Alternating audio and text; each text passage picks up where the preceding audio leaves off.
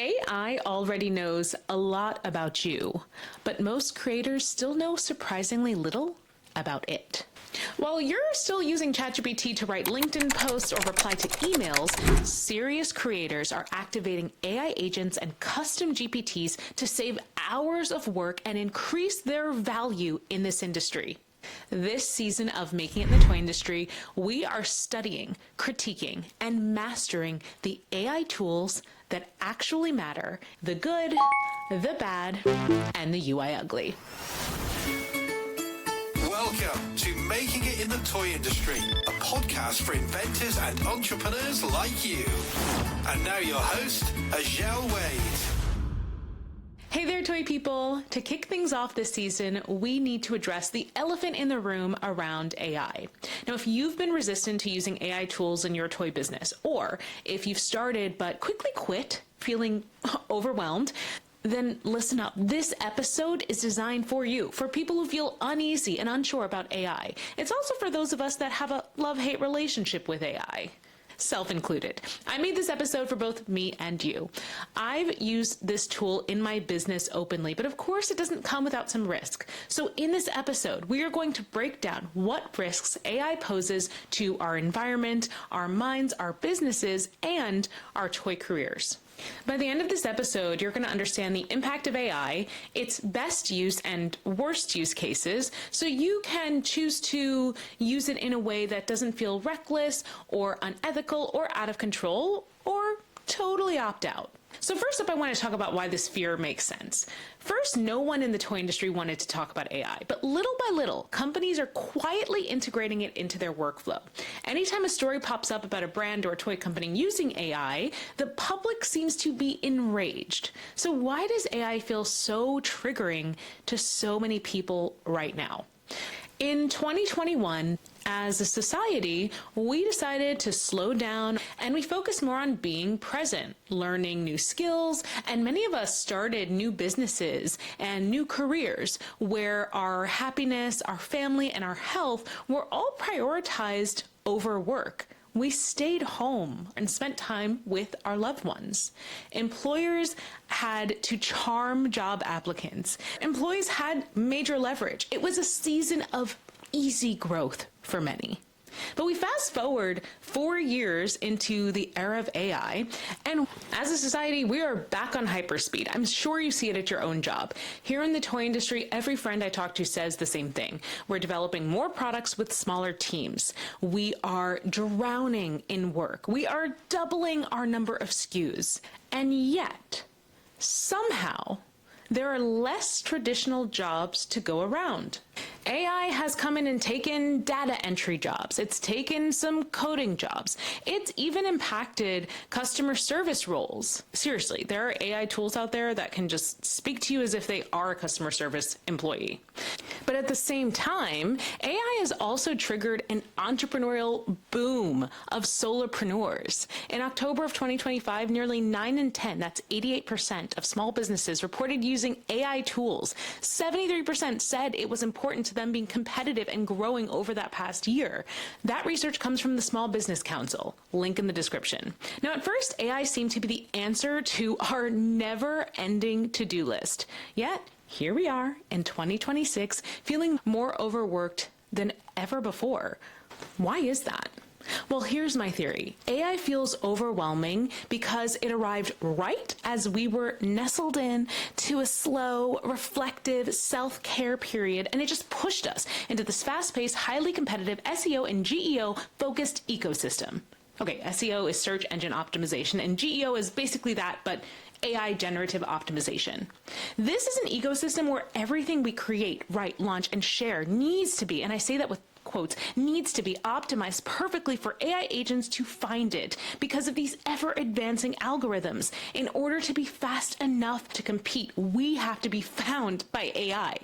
So people end up stuck to the AI hamster wheel, just using AI to keep up with impossible deadlines that we ourselves are creating. We also use AI to save our brain space when we've just taken on too many tasks. Now, this energy goes against everything we were evolving into in a post-COVID era. And the problem is that not AI itself, rather how we as a society are using it.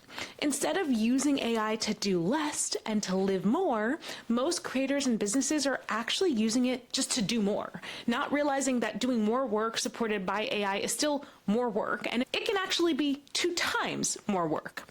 But that is not the only misuse.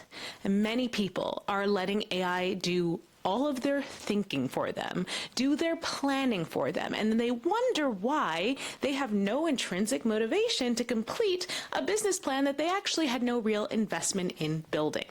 Now look, if you didn't walk into 2025 with a case of overwhelm, there is a good chance that your favorite AI tool handed it to you before you left for 2026.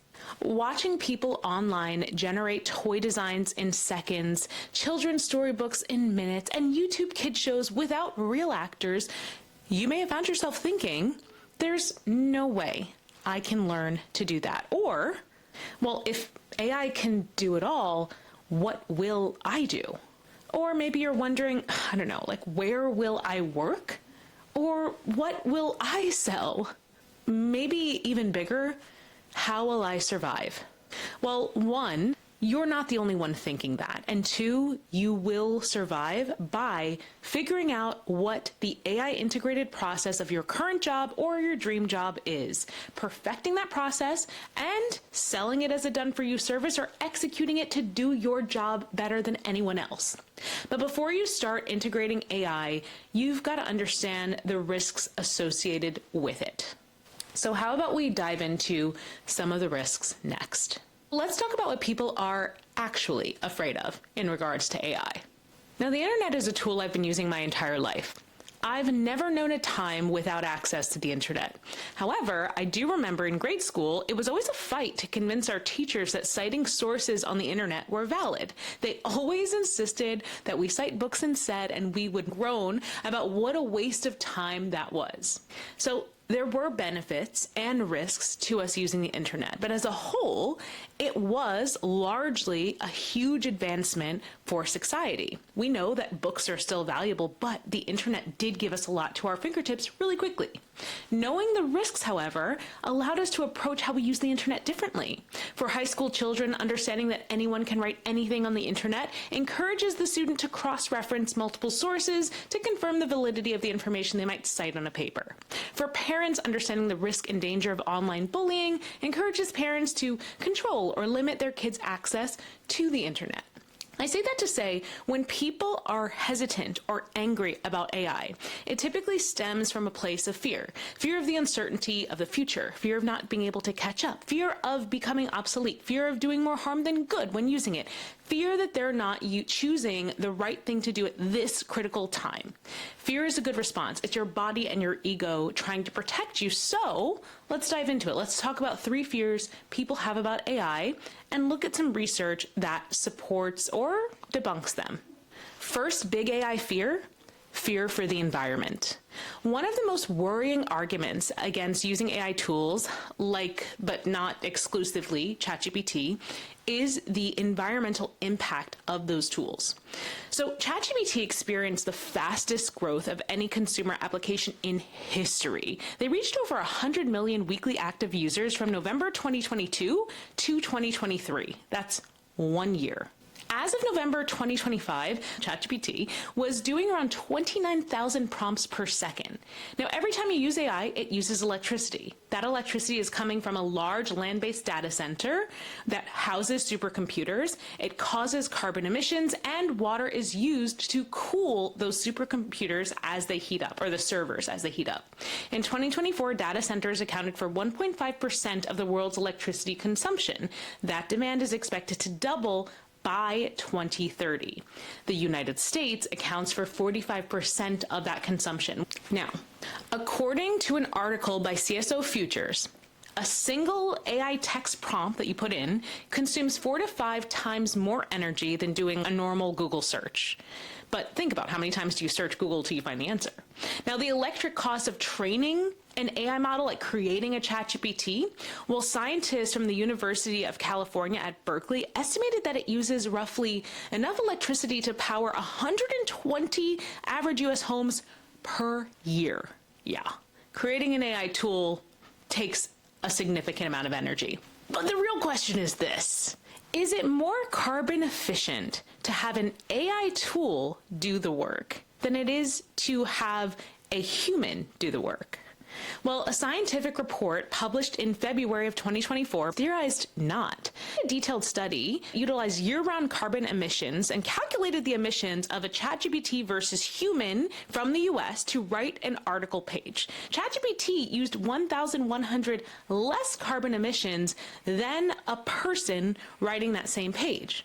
So if we take that study as it is, with that, the argument that AI has a negative impact on the environment could go out the window, but also then comes up against the argument about AI taking jobs, because the reality is AI has the ability to replace jobs and to use less carbon emissions by doing so, but that's only if it's used correctly. Right now, I'd venture to guess that there is more people asking AI why their boss sent such a passive-aggressive email than there are people asking it to write an article they're going to publish about the toy coach.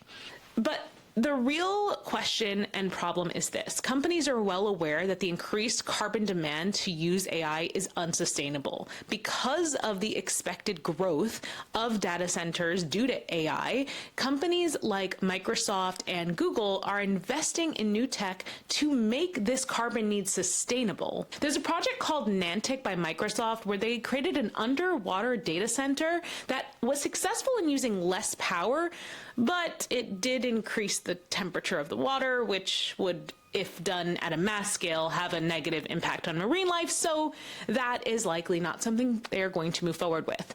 Now, in January of 2026, Microsoft announced that its next data center buildings would use a zero water technology to cool all of the systems. After diving deep into so many articles and videos about the environmental impact of AI, my biggest takeaway is this: the companies building these AI tools already know that today's energy and water consumption is not sustainable at the unlimited, unprecedented scale it's growing at.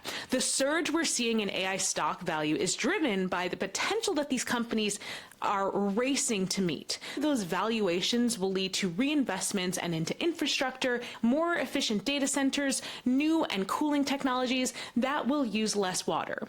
We have access to AI tools that we have today because we are driving the stock value with our usage. We are saying, yes, I will pay for this. Yes, this is worth investing in. Now, if those companies can't create the infrastructure upgrades fast enough to mitigate the environmental impact, there is a built-in pressure valve. What's going to happen is this, I think.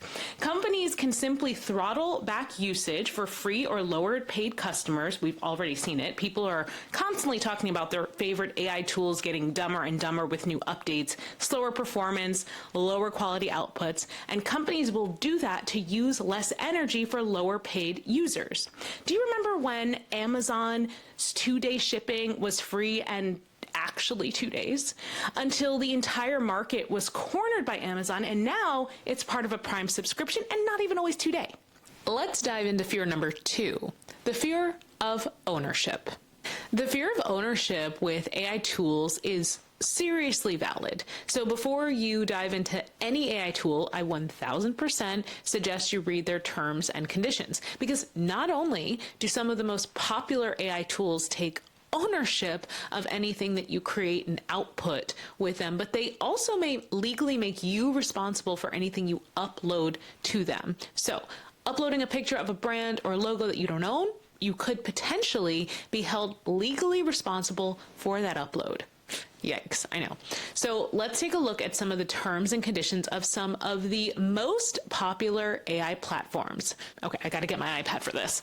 I'm going to put the links to all of these terms and conditions in the show notes so you can check them out yourself. All right, if you look at the content section of ChatGPT's terms and conditions, some interesting things pop out. It says that you may provide input to the services, and you are responsible for the content, including ensuring that it does not violate any applicable law on those terms. You repeat and warrant that you have all rights, licenses, and permissions needed to input to our services. So if you are going to input images of a brand you like and tell ChatGPT to develop something like that, you have to have the rights to do that, which if it's not your IP, you likely don't. ChatGPT also says ownership of content. As between you and OpenAI, and to the extent permitted by applicable law, you retain your ownership rights in input and only output. We hereby assign you all right and title. Now, granted, at the time of recording this video, this is what the terms and conditions say. They could change these at any time. So again, you want to look at terms and conditions the day you're using these tools to be sure of what applies to you. Okay, let's move on. Another interesting thing is in ChatGPT's terms and conditions, it says the output may not always be accurate. You should not rely on output from our services as the sole source of truth or factual information, or as a substitute for professional advice. That means you still need a toy coach. You must evaluate output for accuracy and appropriateness for your use case, including using human review when appropriate, before using or sharing the output from these services. So even ChatGPT's terms and conditions are saying, don't take what we put here and just post it, share it, or use it in your business without having a human look through it. It goes further to say our services may provide incomplete, incorrect, or offensive output that does not represent OpenAI's views. Crazy. You've got to read these. Okay, let's move on to Claude. Claude is another popular tool that is known for its ability to build apps and to speak in a more human tone with its writing. Okay, Claude sent me down a very deep rabbit hole of rules and regulations. They had one terms and conditions site that linked to several others, and depending on what you're using their platform for and what your tier was, there were different terms and conditions that apply to you. But some things that I pulled out was this: inputs, outputs, actions, and materials. Claude says, generally, you may be allowed to interact with our services in a variety of formats. We shall call these inputs. Our services may generate responses. We shall call these outputs. And then it says that rights and responsibilities, you're responsible for all inputs that you submit to our services and all actions. By submitting inputs, you represent and warrant that you have all rights, licenses, and permissions that are necessary for us to process the inputs under our terms. So again, Claude is saying you have to have the rights to be inputting what you're inputting into the GPT. So you can't put the work of somebody else, whether it's copy, whether it's artwork, into the GPT to have it reference it. Very interesting. Once we have legal legislation to back up that rule, one, I believe that the tools will recognize when you upload something that you may not own and will just not let you upload it. But two, that will go back to putting value on hiring a human to do certain work for you, because then if all you have are visual references of competitor products, your only option is to share that with a human designer who can interpret that mood board and design inspired by it, since legally the AI tool is not allowing you to do that. Okay, as I said, there were like many levels to Claude's terms and conditions. So another section says organizations with products serving minors should implement additional safety features tailored to their unique use cases, as they are best situated to understand the specific ways their end users might interact with products that incorporate Anthropic services. They're putting just all the responsibility on the users. Okay, and further, I did eventually discover commercial terms, like do you own the outputs? And again, this is dependent on what level of Claude you have, paid or unpaid. But what I found here, customer content, as between the parties and to the extent permitted by applicable law. Anthropic agrees that the customer maintains rights to its inputs and owns its outputs. And again, it defines what inputs and outputs are in the terms and conditions. So when you are prompting and creating, and you're doing it to create something that you are going to profit off of, make sure you are reading the terms and conditions as they apply to the version of a chatbot or the large language model that you are using. Let's go on to Gemini. All right, so Gemini came out hot out of the gate with VO, the video generator, with Nano Banana, their image generator. They are killing it. Obviously, it's Google. And Gemini is one of the ones who is really integrating AI into everything that we use. If you have a Google email account and you use Gmail, there is Gemini integrated into your email automatically. And I don't know actually if there is a way to turn that off. I haven't looked to turn it off. But if you look at the top right of your inbox and you see kind of like a little diamond star blue icon and you click on that, that is Gemini. You could say something like, what emails do I need to address right now? You could ask it to help you with those emails. It's kind of crazy. Google's terms and conditions for Gemini also vary by if you have a business account versus a personal account. So I was looking at the business account terms, and the terms that I found, so there's like one line that says some of our services, and services is a hyperlink to somewhere else, some of our services allow you to generate original content. Google won't claim ownership over that content. Before we go on from this section, that if you are using an AI tool like Higgsfield that are licensing the AI tools from OpenAI, which is ChatGPT, and from Google, which owns Gemini, and licensing the use of their large language models, their AI tools, to create their own tool that is easier for consumers to use. I bring this up because we are having this conversation of IP ownership. With a tool like Higgsfield, you would need to look at the terms and conditions of Higgsfield, and depending on what Higgsfield's terms and conditions are, you may have to then refer to the terms and conditions of the individual tools you're using within Higgsfield. But what does that licensing agreement mean for the things that you create on their site? Do your creations expire when their licensing agreement expires? I don't know, but I just want to bring that up because there are so many people that are now realizing, oh wait, I can buy a subscription to one website and access all of these tools. We've got to be realistic, and there might be some limitations in that as far as ownership. So just think about that as you're going forward. Now let's move it on to our common third fear that most people have with AI. Fear number 3 with AI is our fear of losing our ability to think critically. This is a real one. So recently I read a book called Stolen Focus. Great book. You can buy it at the link in my description below. Now, at one point, this book discusses the topic of flow state and how when we're in a flow state, our sense of time just kind of evaporates. We can't get enough of our work. But the online world that we currently live in is designed to rob us of our flow state by poking at our desire for dopamine, giving it to us with every scroll and every like. Even though our flow state feels so good when we're in it, I mean, like I'm in it right now, doing my thing, we love it, we are being conditioned day in and day out to not do the hard work it takes to get here. Now, that was all happening before AI. That was social media. But with AI now knocking at our door, it's taking away even our opportunity to want to get into that flow. If you're worried about losing your ability to think critically, you should be. You should be very afraid. I mean, have you ever heard of the term use it or lose it? Common phrase. People typically use it in reference to like physical ability, use your physical ability or your strength or you're going to lose it. But it can also be applied to intelligence. Now, if you utilize AI as a starting point for an outline or a rough draft for every article you write for the next year, what do you think is going to happen when you sit down to write an article one day on your own? On a day when the internet is down, your brain will not know where to start. It won't know what connections to make to get an idea flowing, to get into flow state. You'll lose what makes you you in your writing, in your thoughts, and it'll seep into your personality.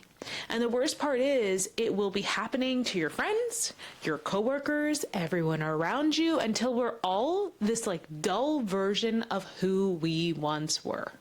I know, it's kind of dark. Recently, I heard about this thing called digital amnesia.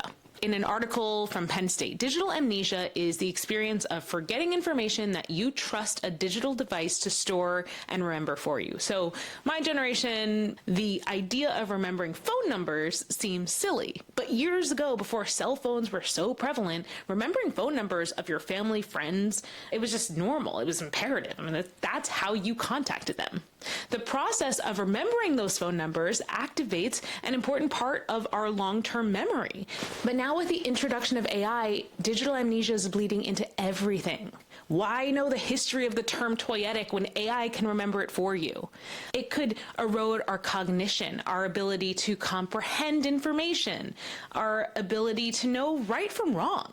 The way most people are using AI today has them just bouncing back and forth between like being an idea starter and a task rabbit, not thinking anything through, not learning, not growing, not improving. And instead, most people are just sharing AI generated posts, chasing after a long list of generic toy ideas while handing over their judgment to a system that isn't thinking. And it's certainly not thinking strategically about your larger goals, the community, the world, and how it's changing and growing.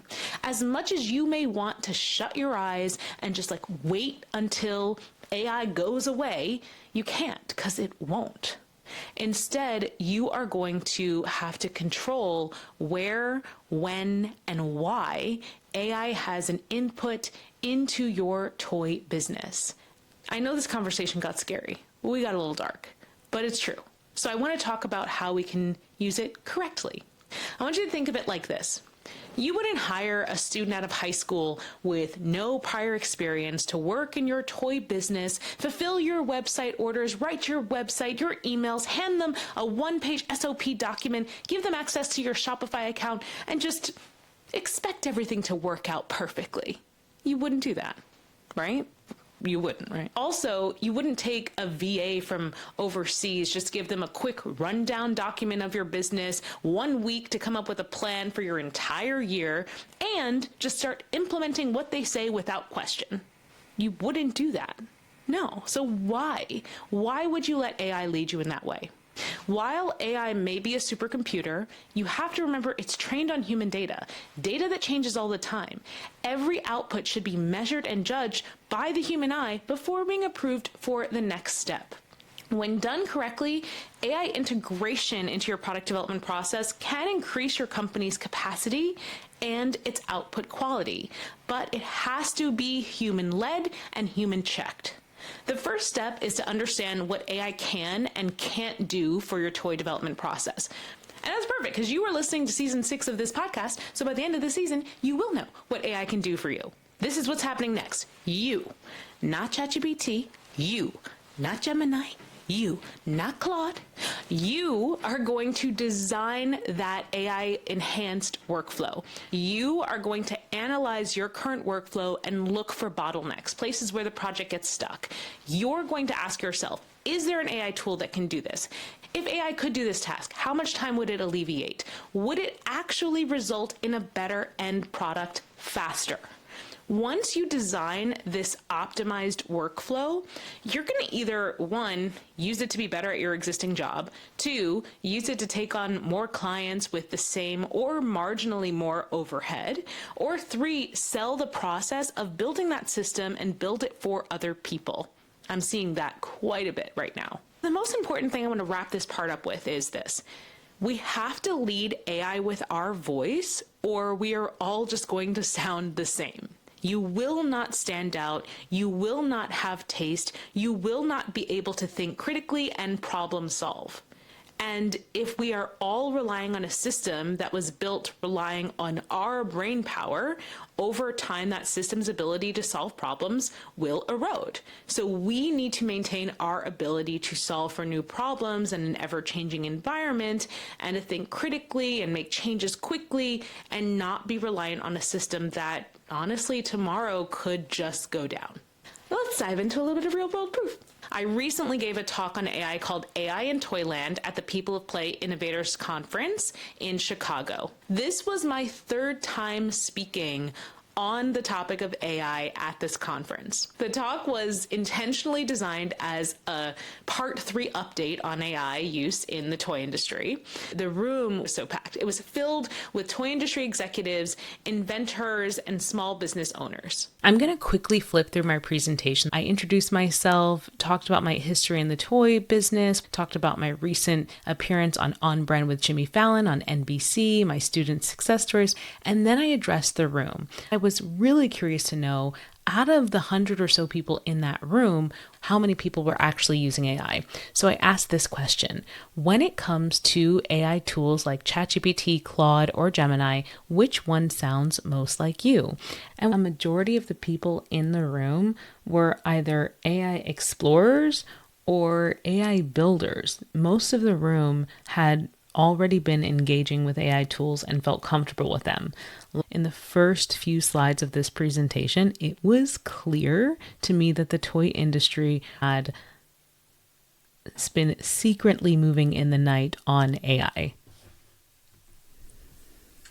I kicked off this presentation at the People of Play Innovation Conference by going back in time. We looked at 2020. We were all just sketching, using CAD art to express our toy and game ideas. By 2021, DALL-E was out. It could render images from text.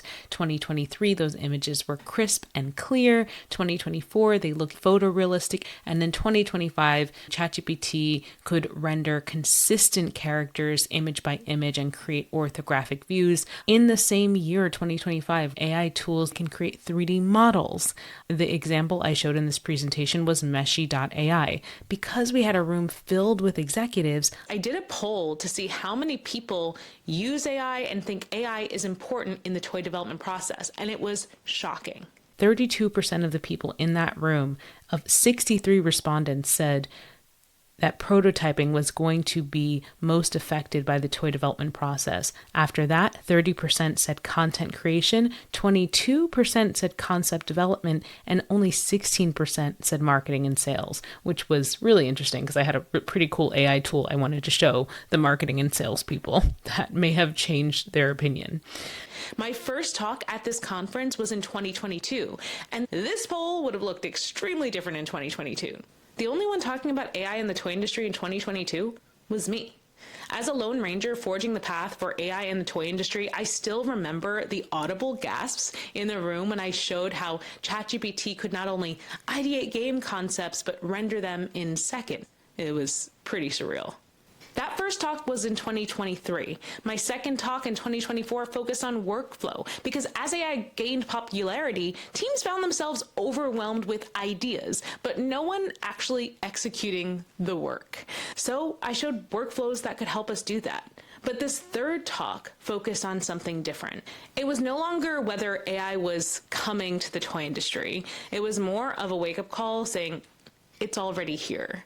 And I talked about how it's already being used by many toy companies to expedite their product development process, and highlighted why ignoring AI just wasn't a strategy. That's not a thing you can do.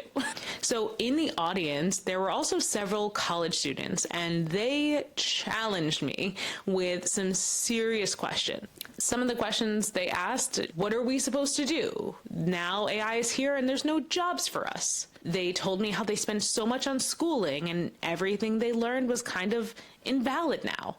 People asked me about the environmental impact of AI and how could we still use this if it does have such a negative environmental impact. But after that talk, I found myself in conversations with several students and a teacher from that college. And the students told me that they resist using AI to generate FPO, or for position only artwork, for their game projects in class. At the same time, a professor from DePaul University shared that he actually encourages his students to use AI for the parts of the development process that he's not judging them on. He's not judging them on that FPO artwork. He would rather them use AI than complain that there's too much work for them to get done for his class. And then moments later after that conversation, an industry executive ran over to hand me their business card, and they said, hey, we really need help developing a workflow that works with AI. Their company wants to integrate AI. It was so interesting to see the very opposing views on AI. AI has become one of the most polarizing topics in our industry. And ironically, the people positioned to benefit the most from this advancement in technology are often the most hesitant to embrace it. All right, a few years ago, I made a mind map about what the future of creativity and business would look like with the introduction of AI. I know, I talk about this mind map all the time, but it's really good. I will link it in the show notes. In my mind maps, I like to put like what will increase in value, what will decrease in value. And one of the things I wrote in what will increase in value was video content.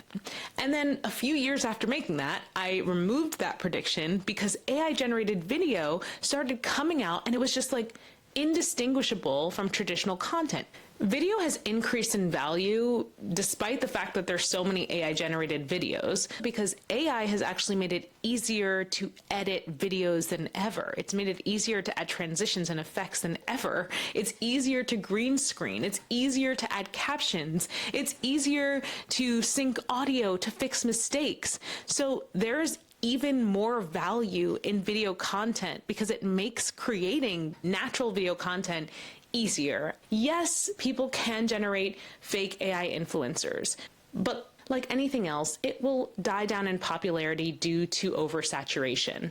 And what is going to rise to the top instead? When that happens, when AI avatars are the norm and no one's interested in them, creatives and creators that have a clear and interesting point of view.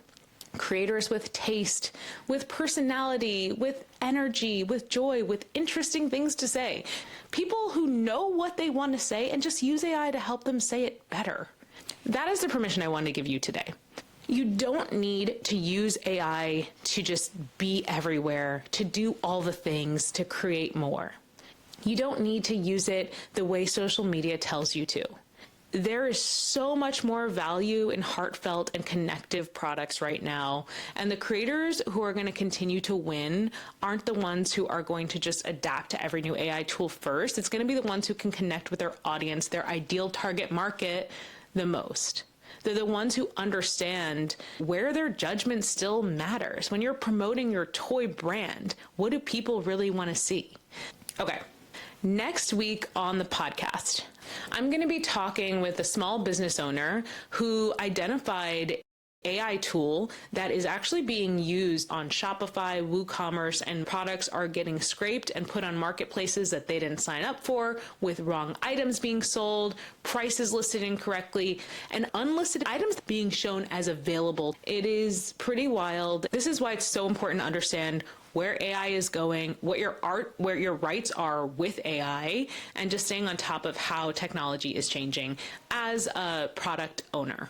If you are listening to this episode the morning that it aired, we are going live on YouTube at 12 p.m. Eastern with the video premiere of this episode. With that video premiere, you are welcome to chat with me and other listeners of this podcast who have opinions about AI and what it is doing to the toy industry. If you like it, if you don't like it, all opinions are welcome in this chat. We want to have an open and helpful dialogue around AI in the toy industry. So please join us, youtube.com/thetoycoach.